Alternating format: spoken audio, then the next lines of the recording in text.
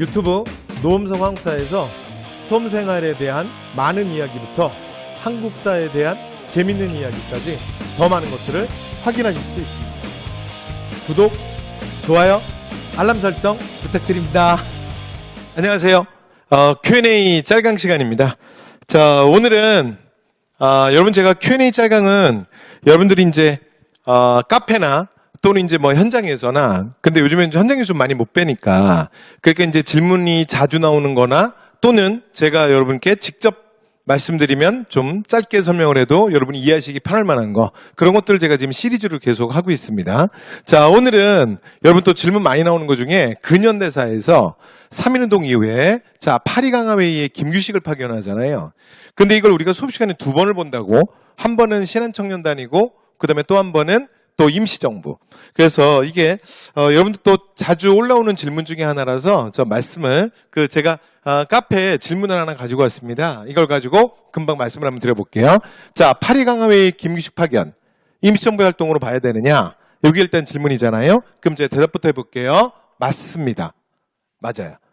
됐죠? 자, 그 다음 파리강화회의 김규식 파견은 근데 3.1운동이 바로 그때야. 근데 임시정부는 3.1운동 또 이후에 3.1운동의 결과로 만들어졌는데 그럼 시기적으로 이게 맞냐? 됐죠? 그런데 이 질문은 사실은 이제 질문은 제가 이 카페에서 그대로 가지고 와서 그런데 근데 질문 맨 처음에 질문은 제가 앞에서 짧은 단어로 말씀을 드렸잖아요. 그러니까 실제로 이제 제일 많이 올라오는 질문은 뭐냐면 임시정부냐 아니면 상하이에 신한청년당이 있었는데 신한청년당이 사실은 김규식을 파리강화회에 보내지 않았냐. 근데 어떻게 임시정부에서 또 보내냐. 그래서 이게 제일 많은 질문이거든요. 근데 그 질문이 사실은 이 질문이랑도 사실은 생각해보면 맥이 통하는 얘기예요. 그쵸? 네. 그래서 이게 왜 그러냐면 이유는 이렇게 되는 거예요. 그러니까 우사 김규식이 파리강화회의에 간 거는 한 번이에요. 한 번. 한 번 갔는데 근데 자, 문장을 정리하면 김규식이 그러니까 김규식을 임시정부가 파견했냐? 맞습니다. 그럼 두 번째, 그럼 신한청년당에서 김규식을 파리강화회의에 파견했냐? 맞습니다.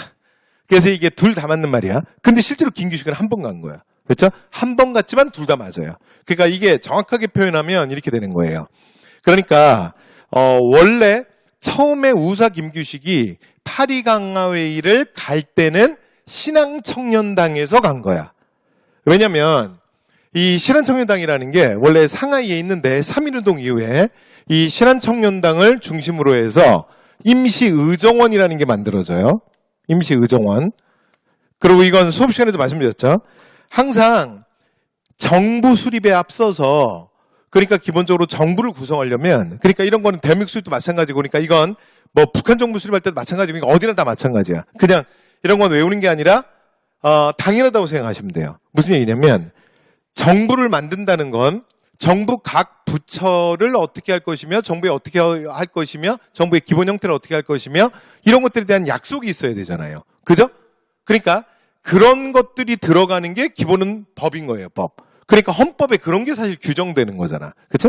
자, 그러니까 실제로 상하이에 있는 신한청년당을 중심으로 해서 3.1운동 직후에 상하이에서 임시의정원이 만들어집니다. 그리고 이 임시의정원이 그러니까 법률을 기본적으로 만들어서 그 법률의 근거에서 뭐가 만들어지냐면 대한민국 임시정부가 수립이 되는 거야. 대한민국 임시정부. 됐죠?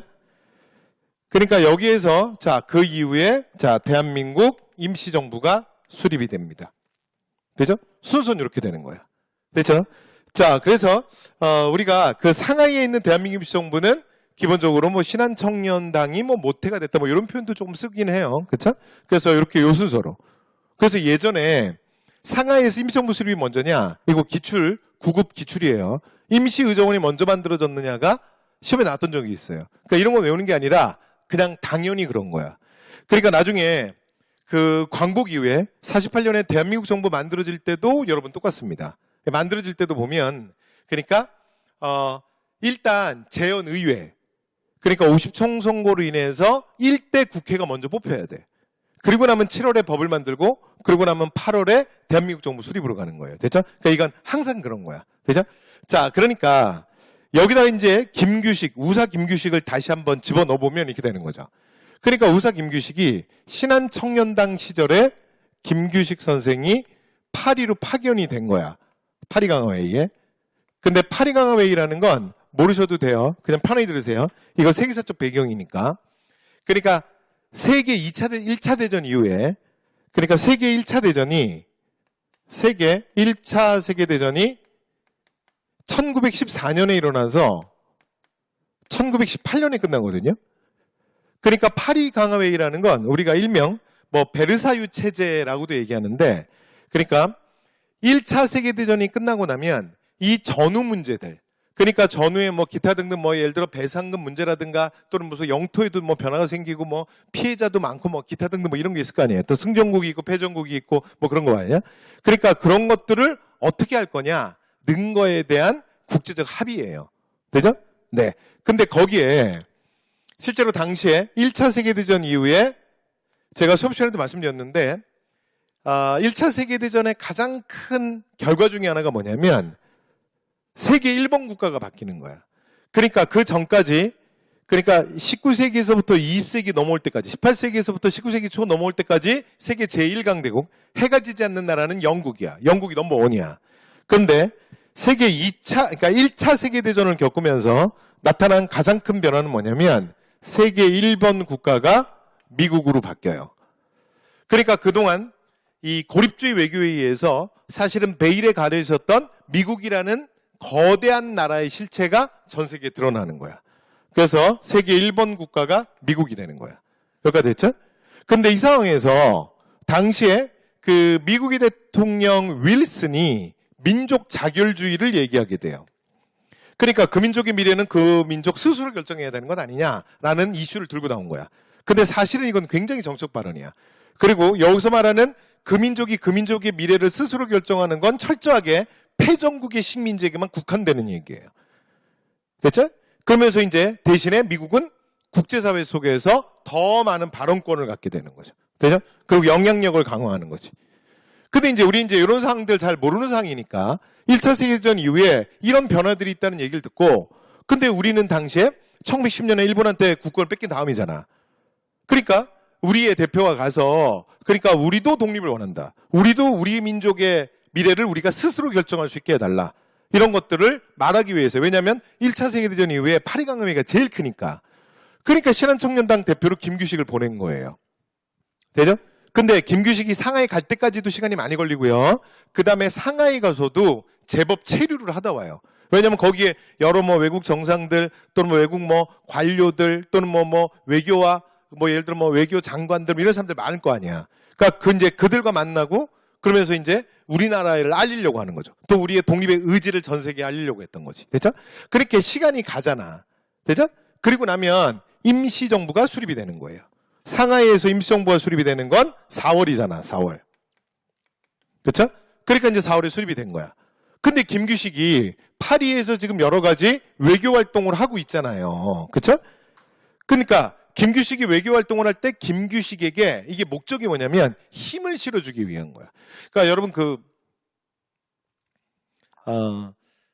자동차 별로 안 사보셨죠? 자동차. 근데 이게 자동차 구매해 보신 분도 있으시지. 그러면 누가 형이 사든가 부모님이 사든가 이렇게 좀 같이 가본 적 없어요? 예를 들어 지나가다가 자동차 판매점에 가서 차를 사려고 차를 이렇게 한번 물어보거나 들어가잖아요. 그러면 그 사람이 차 설명하기 전에 원래 차 파는 세일즈맨들 아니야. 딜러들 아니야. 그러면 가장 기본이 뭐냐면 일단 명함 주는 거예요. 명함. 근데 나중에 자동차 대리점 가보세요. 제 말이 맞나 틀리나. 그러니까 여러분한테 명함 주는 사람 중에 여러분 대리 이하는 없어요. 여러분께 이제 명함 받으면 직함이 써 있잖아. 근데 솔직히 대리도 진짜 귀해. 되죠? 그러니까 대부분 여러분한테 명함 주면 대부분 과장급 이상이야. 됐죠? 그리고 차 몇 번 사본 분들은요, 이런 사람들이랑 얘기 안 하려고 그래. 뭐라 그러냐면, 지점장님 어디 계세요? 이런 얘기들 많이 해요. 그럼 왜 그러겠어요? 그러니까 내가 이 차라는 건 다른 물건이랑은 좀 달라서 사실은 좀 큰 물건이잖아. 그쵸? 그러니까 내가 마트에서 예를 들어 음료수 사는 거랑은 좀 경우가 다르잖아. 그쵸?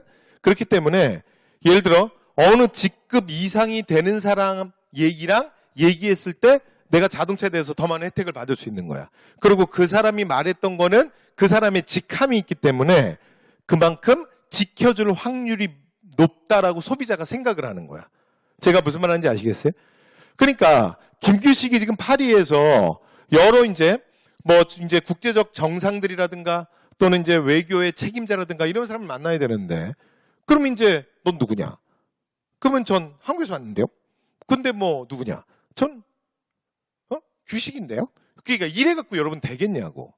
그러니까 대한민국 정부 그리고 외무부장 그러니까 오늘날로 우리말로 얘기하면 외교통상부 장관이죠. 그러니까 이런 뭔가 타이틀을 주는 거야. 왜냐면 지금 김규식이 파리에서 여러 가지 활동을 하고 있었는데 그에게 직함이 있어야 외국 정상들을 만나서 뭔가 말이 될 거 아닙니까? 그리고 내가 이렇게 대표성을 갖고 있어야 그 사람들이 내 말을 좀 들어줄 거 아니야. 좀 더 믿어줄 거 아니야. 그쵸? 자, 그래서 임시정부가 나중에 김규식을 외무부장으로 임명하는 거예요. 그러니까 김규식은 이미 파리에 가 있었다고. 근데 김규식이 활동하기 좋게 외무부장으로 임명을 해주는 거지. 되죠? 자, 그렇기 때문에 이제 정리해 볼게요. 처음에 제가 얘기했던 것처럼 신한청년당이 파리강화회에 김규식을 파견했다. O. 그리고 임시정부가 김규식을 파리강화회에 파견했다. O. 그러니까 둘 다 O가 되는 거예요. 그러니까 여러분 이러면 이제 이해가 되셨죠? 네. 이렇게 해서 오늘의 질문. 김규식은 파리강화회에 도대체 몇 번 간 겁니까? 임시정부가 보낸 겁니까? 신한청년단이 보낸 겁니까? 김규식은 파리강화회에 한 번 갔고요. 대신에 좀 일정 기간 있다가 와요. 그리고 신한청년당, 임시정부 둘 다 맞다. 네. 이렇게 해서 오늘의 질문을 이제 답변을 마무리하도록 하겠습니다. 여러분 다음 질문에서 또 만나요.